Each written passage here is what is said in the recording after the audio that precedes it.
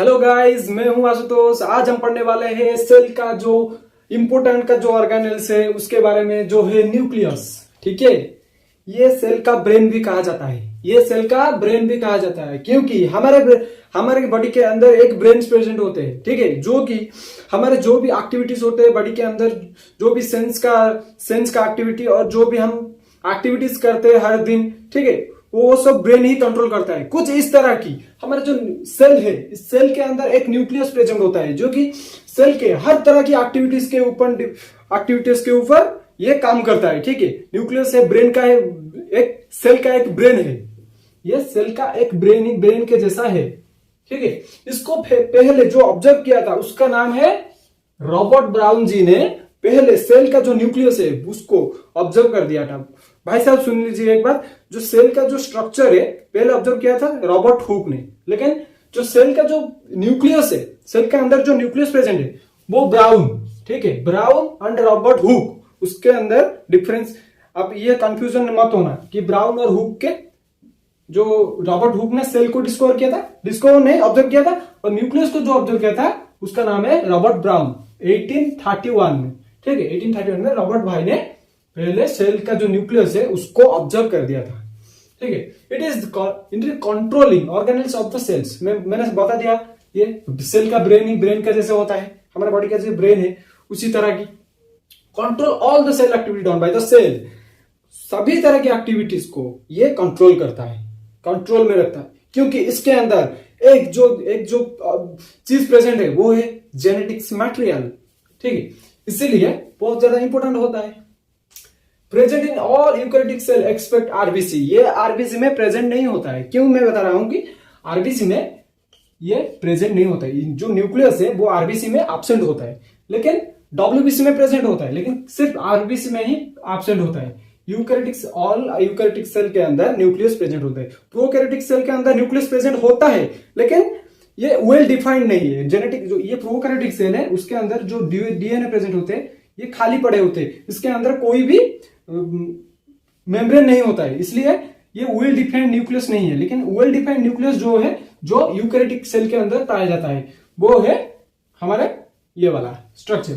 ठीक है, usually only single nucleus पर सेल, दो भी न्यूक्लियस प्रेजेंट हो सकता है, लेकिन सिंगल न्यूक्लियस लगभग प्रेजेंट ही होता है।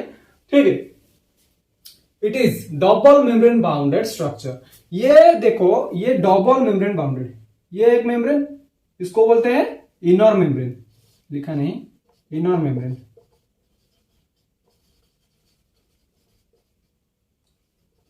और ये आउटर मेम्ब्रेन, ये आउटर मेम्ब्रेन। ठीक है, और जो इनर मेम्ब्रेन और आउटर मेम्ब्रेन न्यूक्लियस में प्रेजेंट होते हैं, उसके अंदर का जो स्पेस है उसको बोलते हैं क्या? Peri nuclear space. इसको बोलते हैं पेरी न्यूक्लियर स्पेस। ये नोट कर लीजिए आप, स्पेस नहीं है इसलिए मैं लिखा नहीं ठीक से।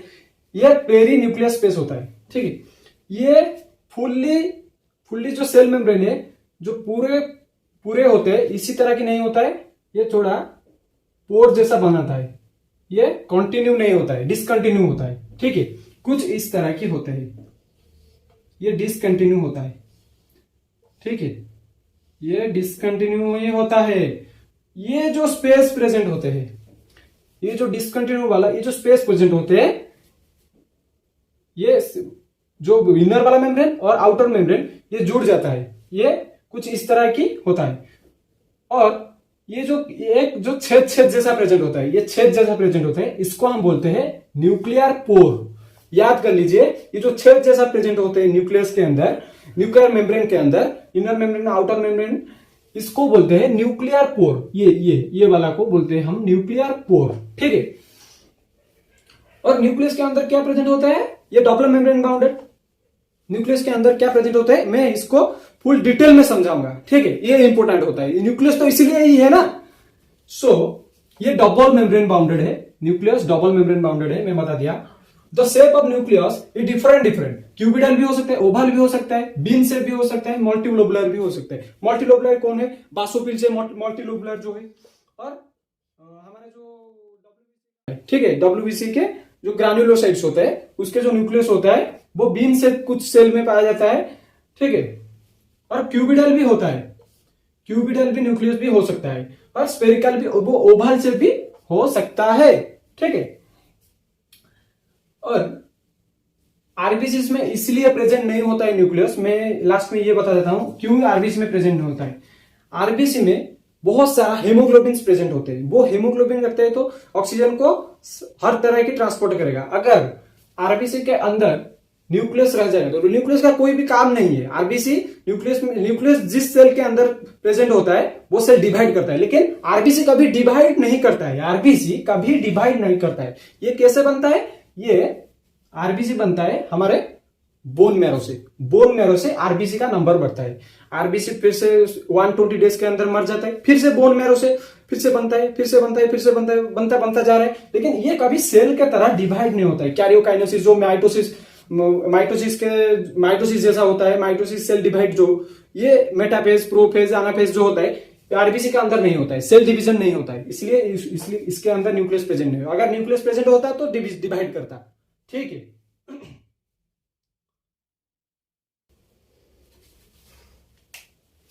उसके बाद हम पढ़ेंगे ये जो न्यूक्लियस है उसके अंदर ये क्या चीज है, ये जो चीज है, जो जेनेटिक मटेरियल है, ये क्या है, ये कैसे बनता है, ठीक है, ये क्यों है इसके अंदर, मैं ये बताता हूं। उससे पहले मैं एक चीज बताना चाहता हूं। ये जो फ्लूइड लाइक स्ट्रक्चर प्रेजेंट होते हैं न्यूक्लियस के अंदर, जिस तरह की माइटोकॉन्ड्रिया के अंदर जो मैट्रिक्स पाया जाता है कि एक jelly like structure, semi fluid, और साइटोप्लाज्म जो है सेल के अंदर, कुछ इस तरह की न्यूक्लियस के अंदर भी जो फ्लूइड होता है उसको हम बोलते हैं न्यूक्लियोप्लाज्म, ठीक है। ये न्यूक्लियोप्लाज्म, ये जो फ्लूइड प्रेजेंट होते हैं, और जो साइटोप्लाज्म और न्यूक्लियोप्लाज्म को जो मिलके जो बनता है उसको हम बोलते हैं प्रोटोप्लाज्म। ये नीट के पॉइंट ऑफ व्यू से बहुत ज्यादा इंपॉर्टेंट है, इसको नोट कर लो पहले। प्रोटोप्लाज्म किसको बोलते हैं? न्यूक्लियोप्लाज्म प्लस साइटोप्लाज्म, इसको हम बोलते हैं प्रोटोप्लाज्म, ठीक है। अब हमको इसको समझना है, ठीक है। ये जो न्यूक्लियस के अंदर जो जेनेटिक मटेरियल है उसको समझना है। जेनेटिक मटेरियल मतलब क्या है? डीएनए, आरएनए ही होता है, ये इसको जेनेटिक मटेरियल बोलते हैं ना, ठीक है। ये जो जेनेटिक मटेरियल प्रेजेंट होते हैं ये कुछ दो प्रकार का प्रेजेंट होते हैं। दो प्रकार मतलब आरएनए डीएनए नहीं, एक प्रेजेंट होते हैं फुल्ली एक क्रोमोसोम की तरह, हर टाइम नहीं। मैं आपको क्लियरली समझाता हूं। मान लीजिए हमारे जो सेल का डिवीजन होता है दो फेज में होता है, एक होता है एम फेज में, एक होता है इंटरफेज। इंटरफेज के अंदर, इंटरफेज का मतलब क्या है? Preparation of the cell,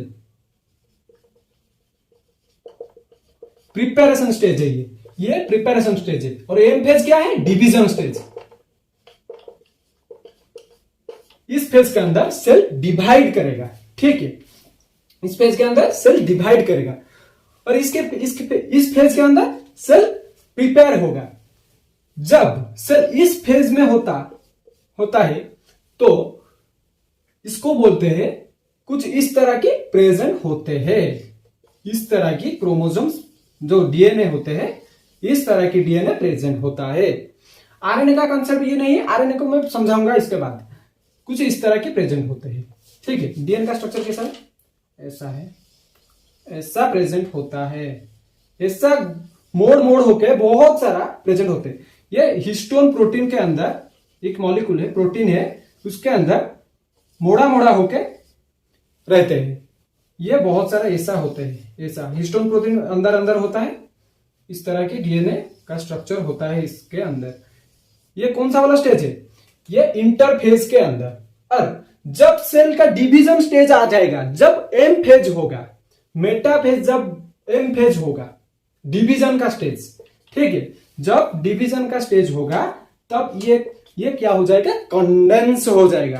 condense का मतलब क्या है? ये उसका शेप ले लेगा। ये डीएनए का, ये क्रोमोसोम के अंदर प्रेजेंट है। ये क्रोमोसोम है, क्रोमोसोम के अंदर डीएनए ही प्रेजेंट होता है। कुछ इस तरह की मोड़े होके प्रेजेंट होते हैं, ठीक है। जब कंडेंस हो जाएगा जब डिवीजन का फेज आएगा। सेल, मान लीजिए ये सेल का डिवीजन का साइकिल है, ठीक है, मैं बड़ा सा बना देता हूं। ये सेल डिवीजन का स्टेज होता है, ठीक है, ये एम फेज होता है, ये एस फेज होता है, ये जी फेज होता है, G1 फेज होता है। इसको बोलते हैं जो G1 और एस और G1 और G को, इसको बोलते हैं इंटरफेज, इसको बोलते हैं इंटरफेज। और जो एन फेज होता है उसको बोलते हैं हम डिवीजन का फेज। ठीक है, समझना चाहिए, ये इस कॉन्सेप्ट को समझना है। पहले कॉन्सेप्ट समझो। ये जो फेज होता है सेल का डिवीजन का, पहले जो प्रिपरेशन का फेज होता है, कुछ इस तरह की प्रेजेंट होता है, और कुछ एक प्रोटीन होता है जिसके अंदर मुड़े हुए होते हैं, ये जो डीएनए है मुड़े हुए होते हैं, इस प्रोटीन को बोलते हैं हम हिस्टोन प्रोटीन।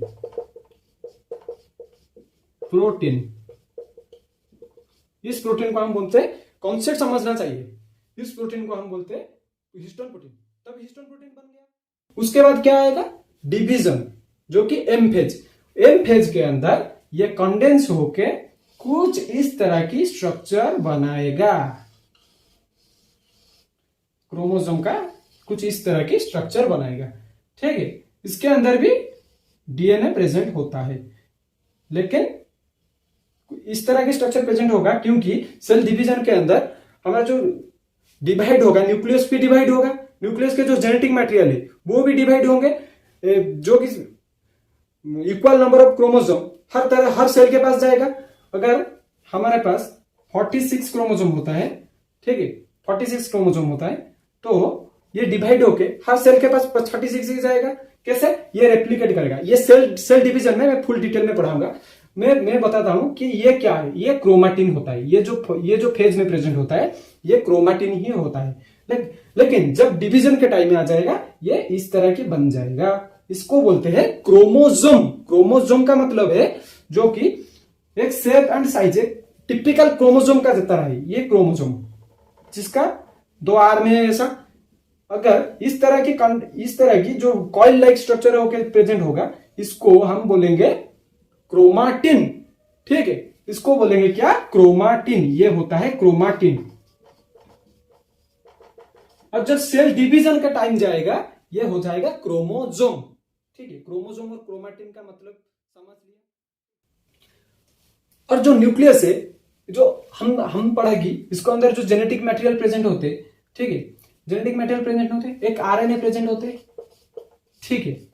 ये जो न्यूक्लियोलस है, ठीक है, ये कैसे बना, RNA plus protein, RNA plus protein, RNA plus protein बनता है जो न्यूक्लियोलस कहा जाता है। एक डेंसली स्ट्रक्चर प्रेजेंट होता है, एक डेंसली स्ट्रक्चर प्रेजेंट होता है, एक नहीं बहुत सारे भी प्रेजेंट हो सकता है, लेकिन इसको, ये जो बॉडी है न्यूक्लियस के अंदर, जिसको बोलते हैं हम न्यूक्लियोलस, ठीक है, न्यूक्लियोलस जिसको बोलते हैं, ये जो इसको हम बोलते हैं न्यूक्लियोलस। ये जो न्यूक्लियोलस होता है, ठीक है, ये जो न्यूक्लियोलस होता है, इसका काम है आरएनए को सिंथेसिस करना। आरएनए क्या है, राइबोसोमल आरएनए। ये आरएनए को सिंथेसिस करता है, राइबोसोमल आरएनए। ये आरएनए जाके प्रोटीन से अटैच हो जाएगा, वो बना देगा राइबोसोम्स। ठीक है, फिर से वो राइबोसोम्स जाके प्रोटीन सिंथेसिस करेगा, या फिर जो भी काम है राइबोसोम्स का वो करेगा। ये आरएनए राइबोसोमल आरएनए सिंथेसिस करता है। ये एक इंपोर्टेंट फंक्शन है। बहुत सारा बच्चे का जो कि कंफ्यूजन होता है, मैं अभी दूर करता हूं। न्यूक्लियोलस और न्यूक्लियोसोम के बारे में, न्यूक्लियोलस और न्यूक्लियोसोम के बारे में। न्यूक्लियोलस ये होता है, मैंने आपको पढ़ा दिया, न्यूक्लियोलस ये होता है जो कि आरएनए सिंथेसिस करता है, जो आरएनए प्लस प्रोटीन होता है। लेकिन न्यूक्लियोसोम ये होता है, इसके ये जो पढ़ा हमने, डीएनए ऐसा कंडेंस फॉर्म में होता है, कंडेंस फॉर्म या डीएनए प्रोटीन के ऊपर कॉइल होकर रहता है। ये जो प्रोटीन बीच बीच में प्रेजेंट होते हैं, जो कि जिसके ऊपर आरएनए मुड़ा होकर रहता है, मुड़े होकर रहते हैं, ठीक है, उसको बोलते हैं क्या, हिस्टोन प्रोटीन।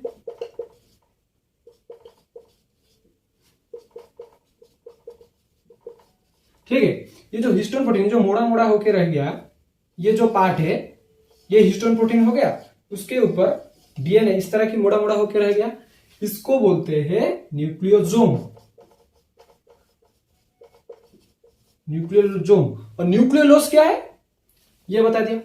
न्यूक्लियोप्लाज्म क्या है, ये जो फ्लूइड है इसको बोलते हैं न्यूक्लियोलस। न्यूक्लियोलस, न्यूक्लियोप्लाज्म और न्यूक्लियोसोम के बारे में कंफ्यूजन क्लियर। और क्रोमाटिन क्या है, क्रोमाटिन होता है ये जो कि मोड़ा मोड़ा के स्ट्रक्चर, जो कि साइज में नहीं रहता है, वो मोड़े मोड़े होके हिस्टन के अंदर जो रहते हैं उसको क्रोमाटिन बोलते हैं, जो कि अनकंडेंस, जो कंडेंस नहीं होता है। और जो कंडेंस होके क्रोमोसोम बना लेगा उसको बोलते हैं क्रोमोसोम।